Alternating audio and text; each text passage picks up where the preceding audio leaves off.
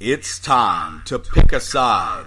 The border war is on the air with BG and Tanner.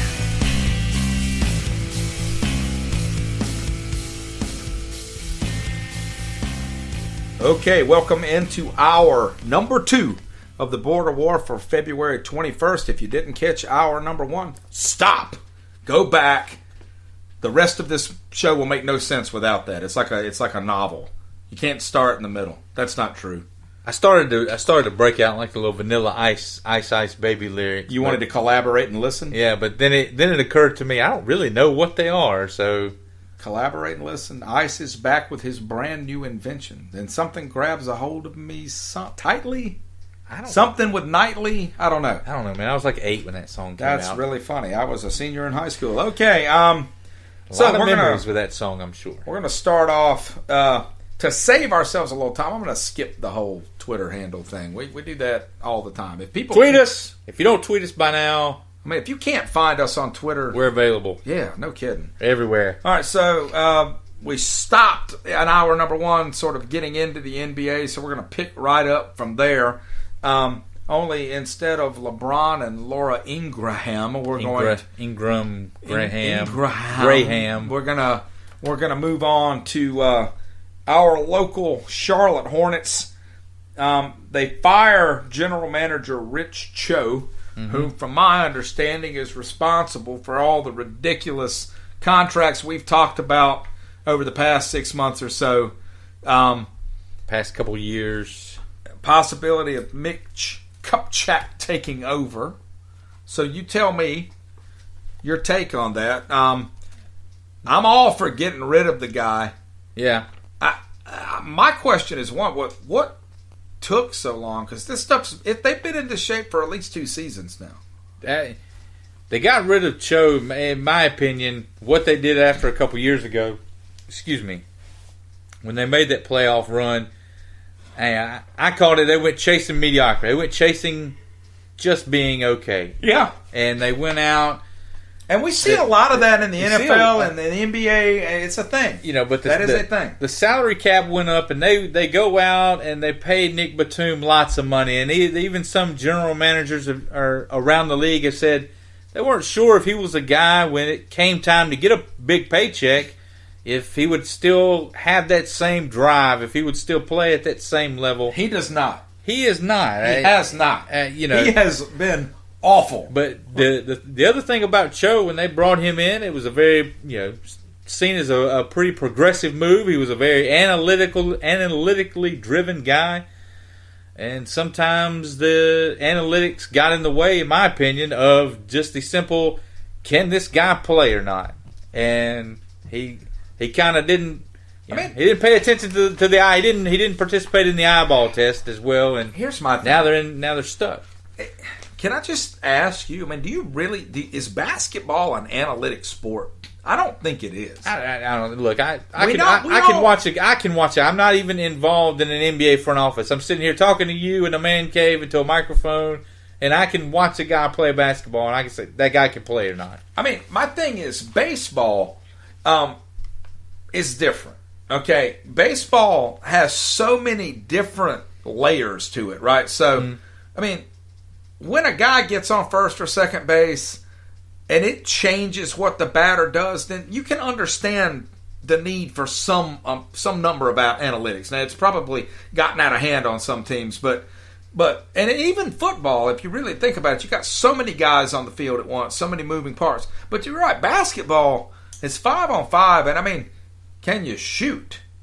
Yeah. Can you defend? Yeah. Maybe I'm being really naive, but it just does not feel like that kind of sport to me. Rich Cho is someone who he'll get another shot. He'll move on from this, and he'll get another opportunity somewhere. They're talking, like we said, about bringing Mitch Kupchak in. He had a long tenure in L.A., and it didn't end necessarily well. But you take the ending away. And some of that is not even his own doing. They had a lot of turmoil when Jerry Buss died.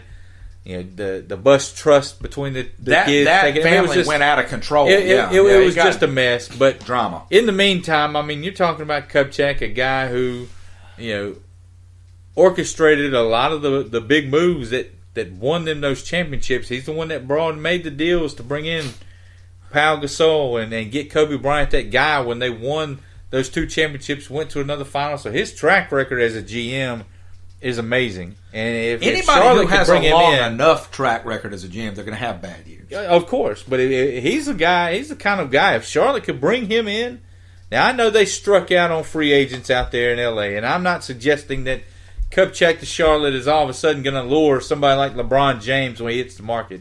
But bringing a guy like Mitch Kupchak in, I would think has to make Charlotte make you, at least, it gets you a meeting with some of these guys, wouldn't it? Yeah. But before any of that stuff, his main job, they have to ask him and sit down and because he's an older guy. Right? Are you ready for the job? Are you up for it? Because there's a lot of work to be done. There's a lot of bad contracts to get off the books there. Yeah, it's not going to be an overnight. It's not going to be an easy job. I guess my first question for you is, how do you think this affects Steve Clifford? I mean, I'll let you go first because I've got some thoughts on it, but go ahead. I don't think he'll be back. Really? I don't think he'll be back. How much of that's his health? How much of that's this? I think it's mostly they may paint it as part of a health reason. I still really don't know what it was that he was out for. Yeah, I'm assuming heart, but I mean, you never know. Yeah. You never know. All indications are he's a well-liked guy up there. You bring in a new GM. You feel like he's up against his glass. He's up against the glass. You bring in a new GM. They had their best season under Steve Clifford 2 seasons ago. But the new GMs usually want to bring in their own coach. And the other thing is, there some folks up there who are very critical of some of the moves he's made. Malik Monk is nowhere. I mean, he played some early when Batum was out, but when Batum got then back, they send him down. He gets sent down to the G League. I mean, Monk's not playing. Some of the combinations he's using, and I mean, you have to play Malik Monk, don't you? I mean, like, what are we playing for? We're playing for the future, right? I mean, well, here's this one. I'm very busy all the time, and I do try to find time to do a little bit of research for this wonderful show, for our amazing listeners out there. Right now, BG, I'm going to run this one by you. All right? Now, the Charlotte Hornets sit at 24-33, okay? The Miami Heat currently hold the last playoff spot at 30-28. In order for Charlotte to catch Miami, and Miami keeps at the rate they're going, in order for Charlotte to catch Miami, they've got to go 18-7 the rest of the way. It's not going to happen, right?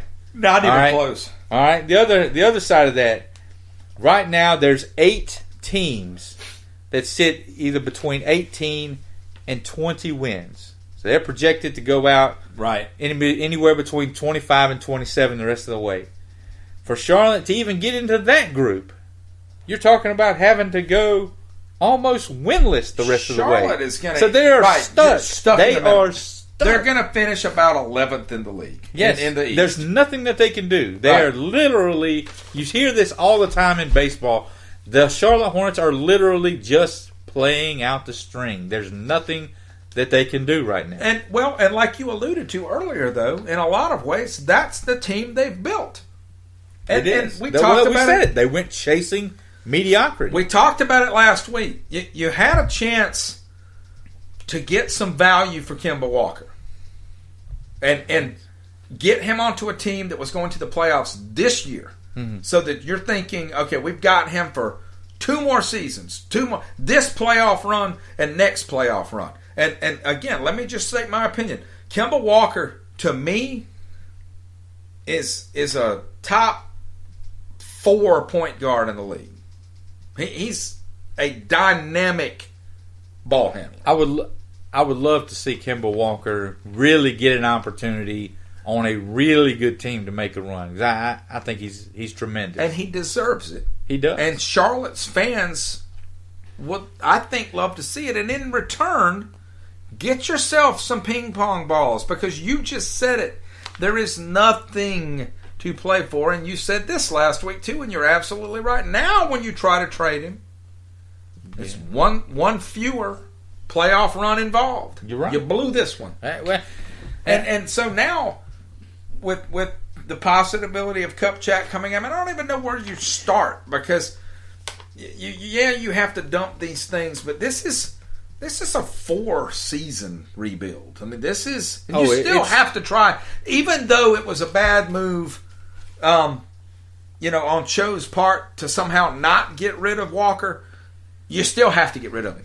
Even though you're not going to get what you could have gotten, you don't leave him there. Well, the first thing I'll say is, when you trade a superstar, basically in any league, you never get dollar for dollar value on that star. You're always going to get 75 cents on the dollar for him. So when they trade Kemba Walker, they're probably not going to get the absolute dollar for dollar match on what Walker brings.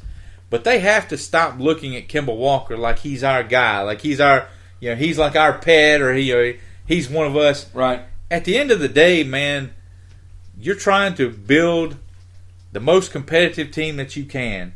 And it's like in any business, when you have something, when you have something that someone else wants, or something that lots of other people want, you need to sell that while it is at its absolute highest and maximize the return on that. They have to stop looking at Kemba Walker, in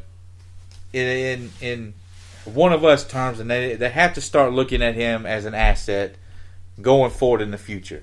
Oh, yeah. The other side of that is, you see so many teams tanking, which is a big problem in the NBA, and yes, it is. It's going to happen coming down the stretch. Like we said, 8 teams sitting right now at 18 wins, so it's basically a race to the bottom.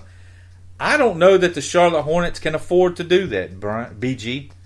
You look right now, the Hornets stuck in no man's land. They're 24th in attendance. All right, they're 27th when you start breaking it down by percentage and averaging.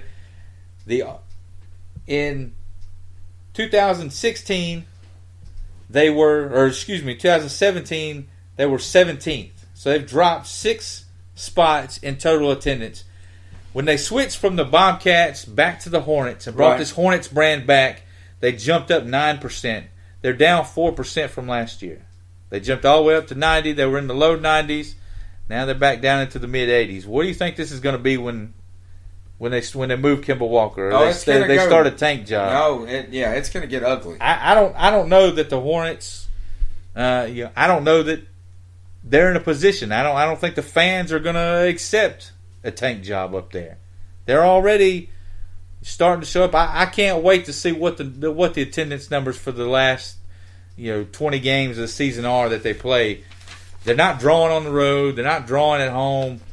I mean, I don't know what the answer for them is. Let's remember, this is a city that has lost this team once. I don't think that they're going to lose the team. I think you have Jordan.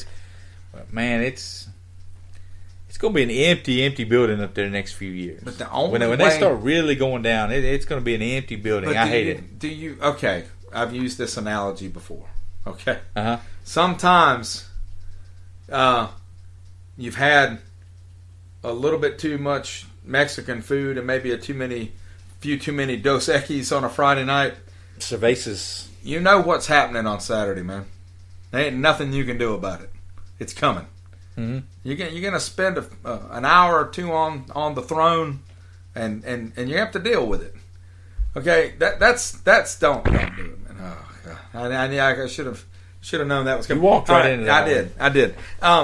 So I mean, this is but in all seriousness, you put this stuff into the system of your basketball program, it has to come out. I mean, this is the seed you planted. Yeah. But here's the other thing. So what do? Do you keep bandaging it, or do you put yourself in a position, a la the 76ers, to give yourself a shot at getting a kid out of college that is a game-changing player and keeping him for 3 or 4 seasons and trying to build a team around him? Colin Cowherd made the point the other day where the Minnesota Timberwolves, he said the Timberwolves, quote, hit grand slams when they got Wiggins and Karl Anthony Towns to the draft. Right. They still weren't winning basketball games. They weren't good until they were able to make the trade for Jimmy Butler. So I don't think But Jimmy Butler was willing to have that trade happen. I mean, my point, okay, just call me crazy. Let's say that, I don't know, let's just use Zion Williamson for an example, okay? So let's say that it's a couple of years from now, for whatever reason, Zion sticks around at Duke for 3 years. It's not going to happen, but right. So let's just use that for an example, or whoever. Uh-huh. Okay, so you've turned into this awful team, and you get the first or second round draft pick in the draft, which I still hate the way they do it. I hate it. I can't stand the ping pong ball thing. It's just laughable to me. But so Charlotte ends up with the second or third overall pick. That's realistic. And you take a a franchise changing player. Is it possible that in 4 or 5 seasons that gives you a crack at a guy like Steph Curry, who might want to come back home because he's got no fingers left to put rings on and they've cut his contract? I mean, is it possible that the Charlotte Hornets could put themselves in a position to land a veteran player like him on the backside of a career? Because if the answer is no, then you're probably right. Let's just put some Band-Aids on this thing and try to play 500 basketball, because that's all that's ever going to happen. Yeah. You see what I'm saying? I'm like, so what I'm asking is, do you swing for the fences, or do you condemn your fan base to no future, no hope, just 500 basketball? Because that's in the cards. The Charlotte Hornets can become a 500 basketball. At some point, you have to take a run at somebody, because if you just keep trotting out 37-win teams every year, right? I mean, eventually people are going to stop showing. So you have to, and I think that was the idea behind what they got into now. Yeah, because you always hear, well, nobody's expecting the Hornets to win an NBA title. Well, okay, so since we're not expected to compete with the Golden States or the Clevelands right now, so we should just put ourselves in a terrible position financially to keep Nick Batum, who was a really popular player up there that year, to overpay Cody Zeller because we drafted him. Right. I don't know, man. I don't believe in tanking and just, I don't believe in the whole 76ers trust the process nonsense. I think that's silly. Because as a fan, as a consumer, I pay money. I go watch the games. I should be able to go to a game knowing and feeling like you're giving me the best effort that you can on the field. Sometimes it's not good enough, and that's okay. But I should feel like you're at least trying. It's when you say tanking and trusting the process, it gives off the impression that you're not really trying to win. All right. So what if you're if you're the new GM and it's you? And you come in, what's your plan over the next 3 seasons? What are you trying to do in Charlotte? First thing I try to do is see if I can move Batum's contract. Okay. And move Batum's contract, because that seems to be... That thing is a poison pill. That seems to be the one that's kind of hanging around everybody's neck. All right, so... You move Batum, you're probably going to have to attach draft picks to that. Yes. I think if you have to do that, then you trade Kemba Walker and try and recoup those draft picks back. Right. Then you look at Dwight Howard, who's the highest paid player on the team right now per season. And I think it may be Batum and then Howard, but Howard's up there. But his deal will come off the books, I believe, after next year. But yes, I think it starts with Batum, because he's the one that you're on the hook for another handful of years. So he's the linchpin. You've got to start tearing this thing down, and I don't say tear it down as, like I said, in a tanking way. But you've got to start tearing this thing down. You need to play Malik Monks and Dwayne Bacons. Because if those guys can't play, then you need to move on from them. You need to know. I agree with you there. Not playing Malik Monk to me is absurd. Silly. Absurd. It's silly. BG, did you watch any of the All-Star game? I did. A little bit of it. What'd you think? I have a hard time getting into the All-Star game. It feels like exhibition basketball, and I like the format of it. Yeah. But after a few minutes, the novelty of that wears off. Right. There's even less defense than in a regular NBA game. It feels like a Harlem Globetrotters game to me. I mean, it's entertaining. Yeah. It's entertaining.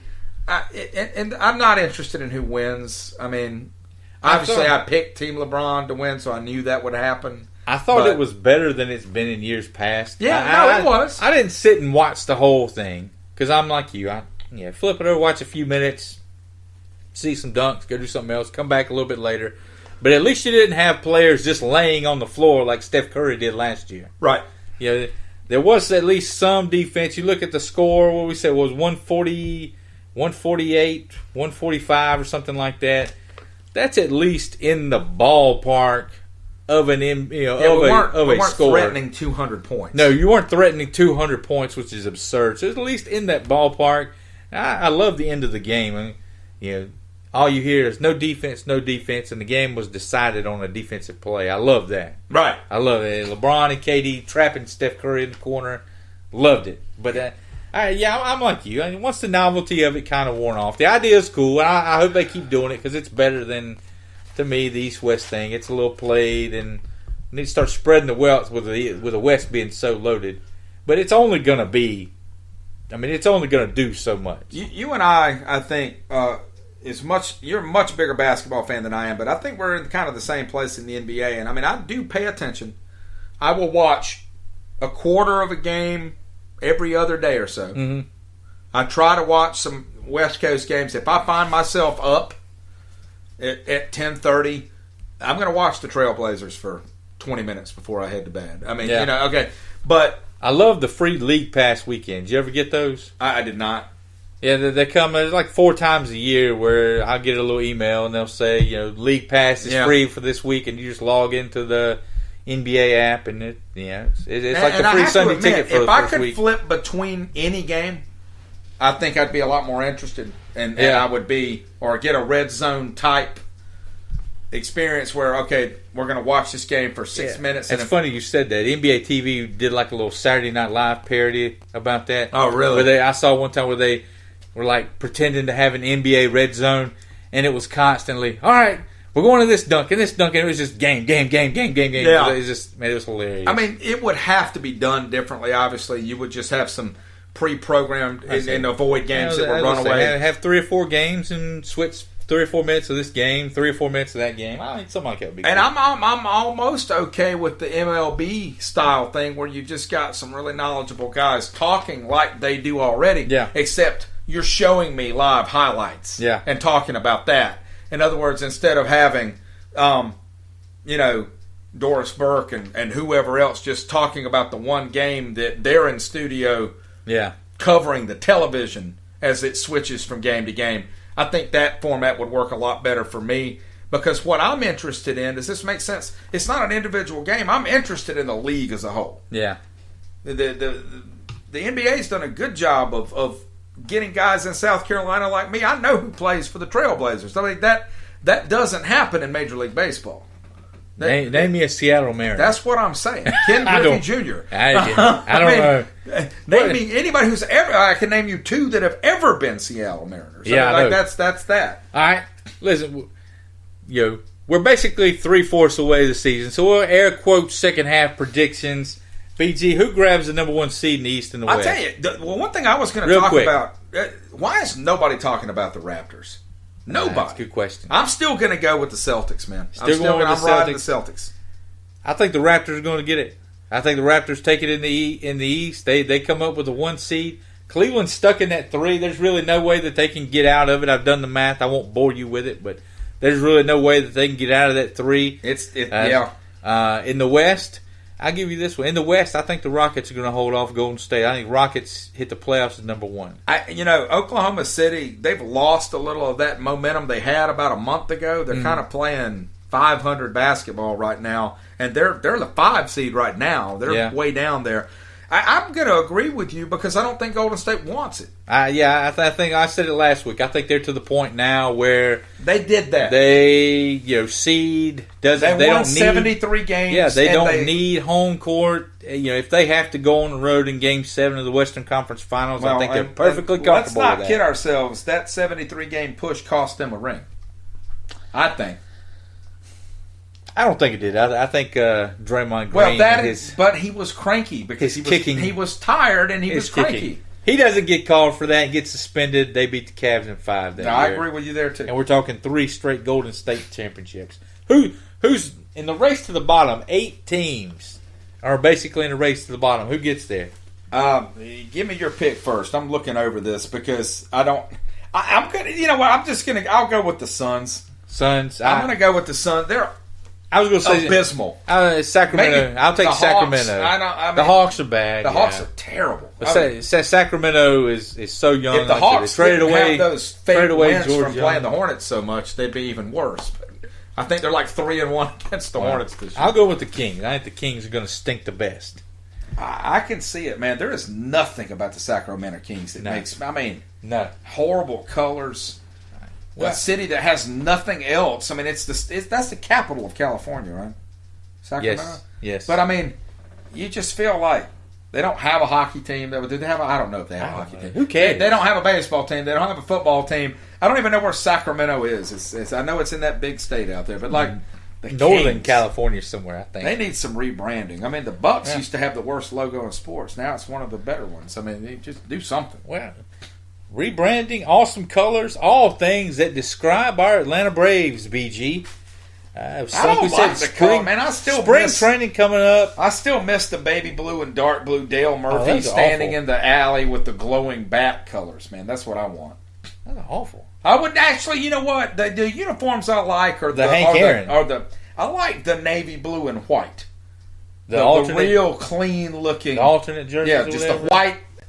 The white Atlanta A on the dark blue cap with the white jerseys. Just real clean. So you just the regular. Well, they don't wear them much, though. No. Not that. It doesn't have any red on it. No red. So you're talking about the blue alternate jerseys? Yeah. Yeah, those are sharp. Yeah, I like that. Did you like the red jerseys from a few years ago? When they used to wear them on Sunday. Yeah. It was okay for a Sunday thing. I wouldn't want to see it all the time. BG, what are we expecting for the Braves this year? Like I said, Bill Shanks is always on it, always on point. We know what he thinks. What do you think? I'm going to predict a meaningless difference between 500.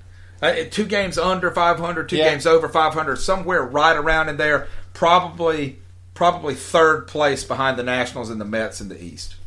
I was gonna say that's about where I see them. I was gonna say I agree. Last year they're 72-90. They probably win 2 to 4 more games than that this year.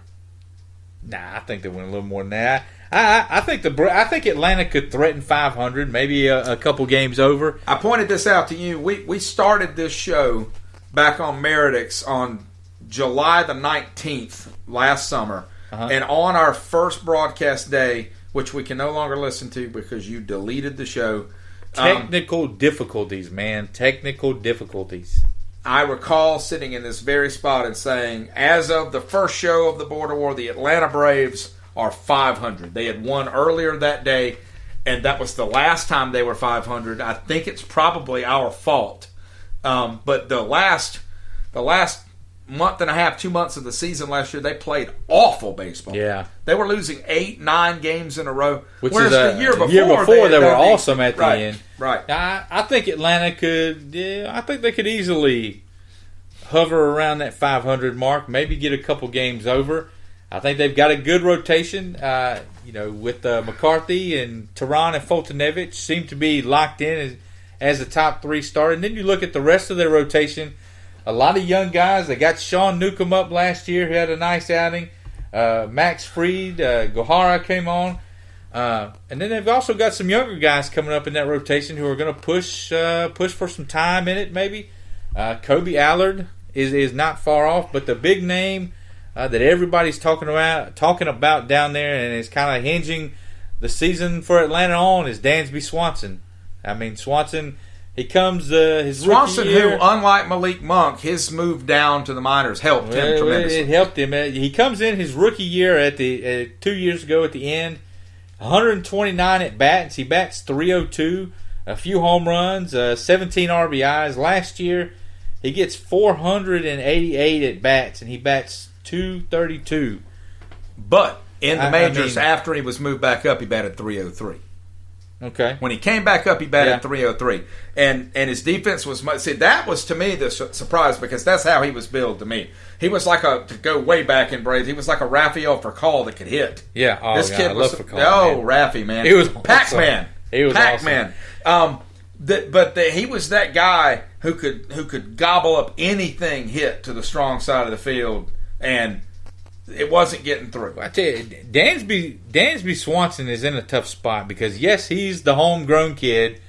You know, the new ballpark is just miles from where he lives or where he grew up or something like that.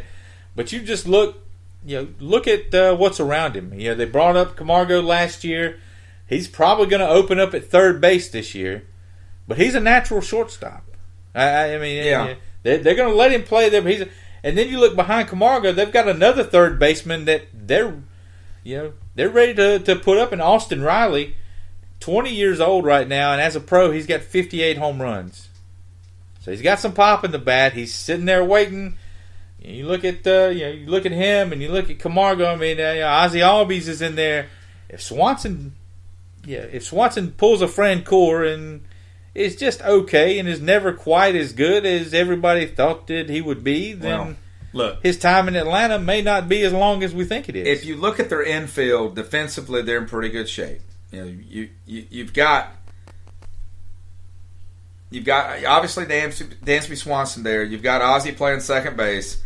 Freddie Freeman's over at first. Yeah. You've got your infield set. To me, the offensive and defensive questions are all out in the outfield.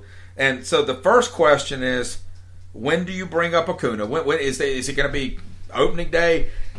He's penciled in at right field. I'm pretty sure he can play left field. I'm sure he could probably. Chipper Jones called him the best prospect he's ever seen. So I'm sure he could play anywhere you want him to. I think ideally you'd kind of like to put him at center, wouldn't you? I mean, I know you've got Ender out there, and that's my guy. He's a great player, but here's the question: am I right to say that Matt Kemp is the Nick Batum of this team, and you've got to get rid of that contract?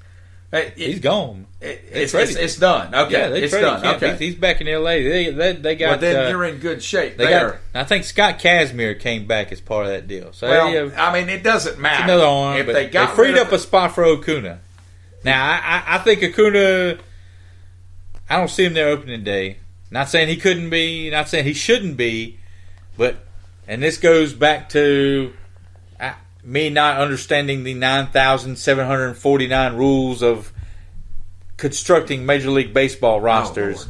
But there's some benefit contractually. You can hold him for another season before he's eligible for arbitration, keeping his service time down if you leave him down there for like another month or 6 weeks or something. So I think he'll start in AAA Gwinnett, and before the middle of May, Acuna will be up and he'll play the rest of the year and hopefully be as awesome as Chipper Jones believes he is. So, he's. It's not just Chipper Jones. There are lots of baseball guys that say he's the number one prospect in baseball. Another move that they made that I just didn't realize it until we began diving into it, prepping for the show. One name that always came up in the when you start pointing fingers at why is this team struggling so much at the plate was, of course, Terry Pendleton. Pendleton got a terrible rap. He's gone. Pendleton's gone, and the guy that I thought that they would hang around because I thought he would make a push to be a manager one day, Eddie Perez. I didn't realize Eddie Perez is not on the staff anymore. Well, so Perez is gone. They add Walt Weiss, a guy with managerial experience in the major leagues. You wonder. I mean, and obviously the 800-pound gorilla here is the Central American punishment. Oh thing. gosh! I mean, like that isn't gonna. they're going to feel the brunt. That it might not be this year, but yeah. Truth be told, if these guys all pan out, and all these young guys, or most of these young guys pan out and turn into pretty good players, it may not hurt you unless one of those guys that they lost just becomes a superstar. It may not hurt you as bad. Really, in my opinion, what that did was it narrowed your margin for error, because now if one, they've got so many prospects, they've done such a good job of building up this farm system that if one of these guys isn't living up to the hype, and you move on, you get the next guy in. Right. Well, maybe there's not a next guy. You don't have that rotation of young, sort of, what do you want to say, Central American talent coming in now. And we talked about this, man, that you can't exist in baseball without it anymore. You have to have it. That's not where we are in Major League Baseball. Well, yeah. Hopefully, like I said, I think the Braves are going to hover around 500, maybe be a little better. I think Bill Shanks made a good point in one of his recent articles where he said, guys, the rebuild is, you're probably still looking at 2020 is what he claimed to be the next time the Braves really made a strong playoff push. I think he's probably hit the nail on his head. He knows what he's talking about. Everybody just needs to be patient with these young Braves. There's going to be some growing pains, but everybody pump the brakes and be a little patient with them. Well, I mean, and I think the only problem is sort of getting back to what you said with the Hornets is that the Braves did what I was suggesting the Hornets should do. Mm-hmm. They swung for the fences. The Braves, they destroyed their entire roster. They traded everyone. And they did say sort of trust the process. I mean, they had. Yeah. They did.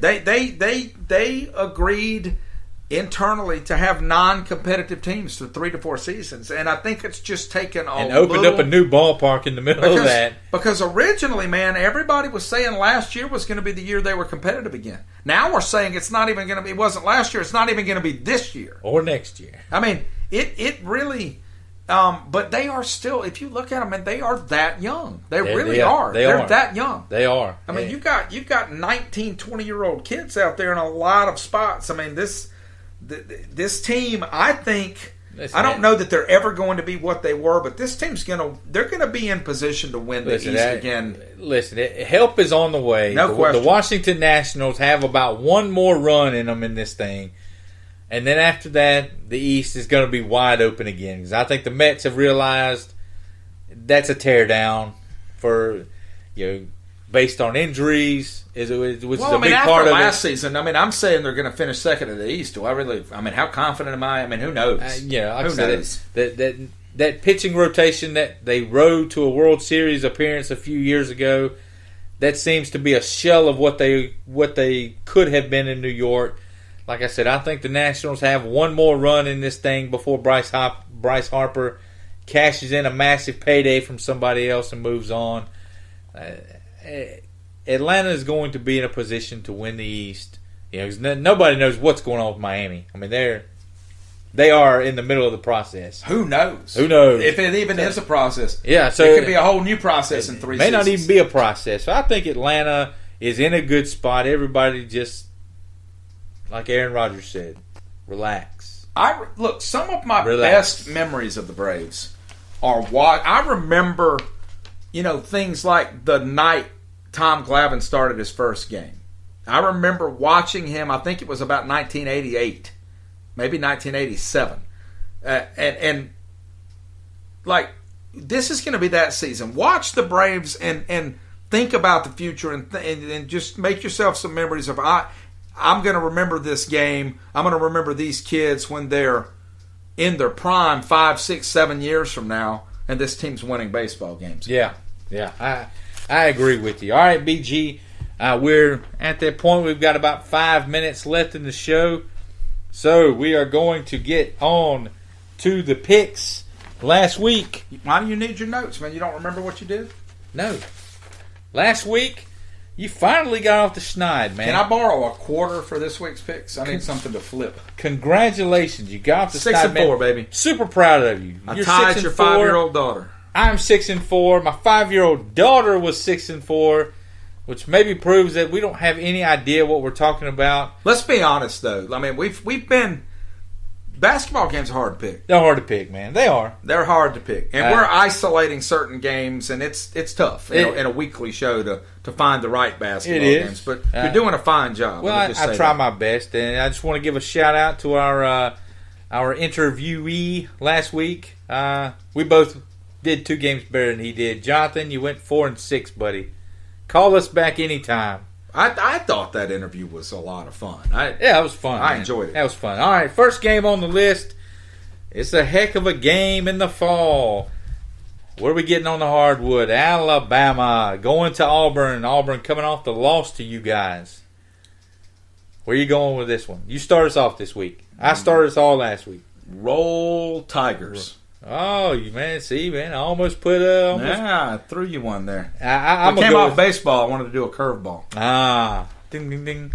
I agree with you. I think Auburn is at home. They are difficult to match up with. Although Alabama, when you got Colin Sexton, who a lot of people are saying he's the best guard in the draft, not Trey Young. It's this guy, Sexton from Alabama. You've got an opportunity, but I think Auburn right now, man, they just look too strong. Last Saturday, 2 in a row. Notwithstanding. This one, Winthrop at UNC Asheville, a Big South matchup. The 2 best teams, hands down, in the Big South. The only problem is one of these 2 teams is hands down better than the other one, in my opinion. Winthrop runs the Big South. They beat them by about 30 a few weeks ago when they played in Winthrop. They're going to go up to Asheville and get another win. Fly, Eagles, fly. Winthrop Eagles for the BG. This one, College Game Day, is out in Lubbock, Texas this week, which is something that you don't hear very often. Kansas, number 8. Texas Tech, number 6. BG. The Jayhawks' run at Big 12 titles might hinge on this one on Saturday afternoon. Does it happen? Yes, give me the Jayhawks. Jayhawks, I agree with you. Kansas is not going to go out quietly. Duke at Virginia Tech on Monday night. The Blue Devils just beat Virginia Tech handily a few days ago. I don't know how you say it, Castle or Cassell, whatever they call it up there at Coliseum. A difficult place to play, but the Blue Devils put the ball in Grace Noun's hands a little more. They're getting a little more active, shooting the ball a little better. Give me the Blue Devils. Yeah, I think that Virginia Tech probably makes this a lot more competitive than it was last week. But I agree with you. Duke's going to win it by 6 points. I could see that. I'd be shocked if it wasn't a tight one. This one, man, you gave me some hard time about this one. Davidson at St. Bonaventure. Second place pretty much on the line here in the A-10. Rhode Island running away with the A-10 right now, but St. Bonaventure, their last win over Rhode Island. Davidson beat them by 10 at home a few weeks ago. Where are you going? I'm going to go with St. Bonaventure because it's fun to say. St. Bonaventure. You know what their mascot is, right? I do. Why would I know that? Why would you not? No one listening knows the mascot, just you. The Bonnies. I don't know what that is. I don't either, but that's the mascot. Maybe it's something like a bear cat. I think it's like a dog or something. I don't know. I agree with you. I'm going with the Bonnies. Stop copying my picks, man. We went through this already. Stop trying to keep up with me. Wizards at Cavs Thursday night. Give me the Cavs, man. LeBron is engaged. He looks rested. It's a dangerous team. He's ready. It's a dangerous team. Cavaliers. Bucks at the Raptors. Laura Ingraham has seen that he will not lose another game, probably. Laura Ingraham probably picking the Washington Wizards. The Bucks at the Raptors. I think the Raptors are going to go on the last quarter of the season. I think they're going to win the East. I think they're going to finish with that 1 seed, and they're going to let Boston and Cleveland battle it out in the second round instead of the conference finals. I'm going with the Raptors, man. They look different. I don't know what it is. I agree with you. I'm going to go with the Bucks because I think that NBA teams lose occasionally. They just do. They do. And I've been sometimes bit by random losses. I've been bit by picking favorites a little bit too much already this year. I got to find a few that I think are going the other way. All right, T-Wolves at the Rockets. The Bucks are a good team. The Bucks are a good team. T-Wolves at the Rockets. T-Wolves are your boys, but another one. I think the Rockets are going to win the West, and they're going to go on a run here, and they're going to overtake Golden State for that 1 seed. Going with the home team, the Rockets. Yeah, I can't do it 2 in a row. I got to go with the Rockets too. Thunder at the Warriors on Sunday afternoon. I'd love to pick the Thunder on this one. I'd love to do it. But I am not. I'm going with the Warriors at home. If it was in Oklahoma City, I'd take the Thunder. We got 20 seconds left. Give me the Thunder. Clippers at the Nuggets, BG. Who you got? I will never pick the Nuggets ever. Never. All right, I will take the Nuggets. That's it. Follow us on Twitter. Like us on Facebook at The Border War. Do not eat ghost peppers. So hot. No one knows what those are but you. So hot.